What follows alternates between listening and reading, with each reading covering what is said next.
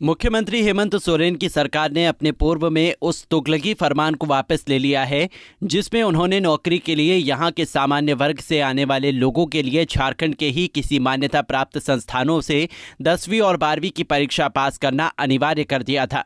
इतना ही नहीं, उन्होंने परीक्षा में भाषा की सूची से भी अंग्रेजी, हिंदी और संस्कृत को निकाल कर बाहर कर दिया था, जबकि उर्दू भाषा को जनजातीय भाषा की सूची में शामिल किया गया था।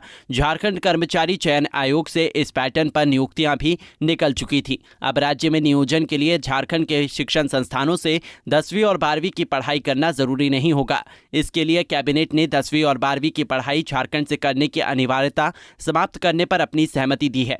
साथ ही नियोजन के लिए पूर्व निर्धारित क्षेत्रीय और जनजातीय भाषाओं में संशोधित करते हुए हिंदी, अंग्रेजी और संस्कृत को शामिल किया गया। झारखंड में नियोजन नीति में इस संशोधन के बाद यहां के छात्रों में काफी खुशी है कि अब उन्हें ऐसी बंदिशों का शिकार नहीं होना पड़ेगा।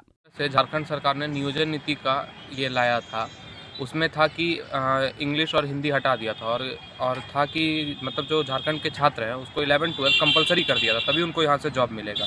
लेकिन जिस तरह से अभी हाईकोर्ट इस पर संज्ञान लेते हुए इसको सुधार करवाने का बोला है, तो इससे अब उम्मीद करते हैं कि हेमंत सोरेन सरकार अपनी बहुमत की अब वो फ़ायदा इस तरह से नहीं उठाएगी और हम झारखंड सरकार के स्टूडेंट के हित में काम करेंगे। बहुमत वाली सत्ता का नशा ऐसा होता है कि कई बार सरकार बिना सोचे समझे राज्य की जनता को परेशान करने वाले निर्णय भी ले लेती है, क्योंकि इसमें उसे वोट बैंक नजर आता है। लेकिन भला हो न्यायालय का, जो इस पर कानून का डंडा चलाकर इसे संवैधानिक दायरे में रहने के लिए मजबूर कर देता है। झारखंड में भी हाईकोर्ट ने हेमंत सोरेन सरकार के द्वारा पूर्व में बनाए गए नियोजन नीति में सामान्य वर्ग के छात्रों के लिए यहां से 10वीं और 12वीं की अनिवार्यता रद्द कर इसका प्रमाण दिया है। उम्मीद की जाती है कि हेमंत सोरेन की सरकार इससे सीख लेकर कम से कम आगे कोई इस प्रकार का विवादास्पद फैसला बहुमत के घमंड में आकर नहीं लेगी। दुमका से वीरेंद्र कुमार झा की रिपोर्ट।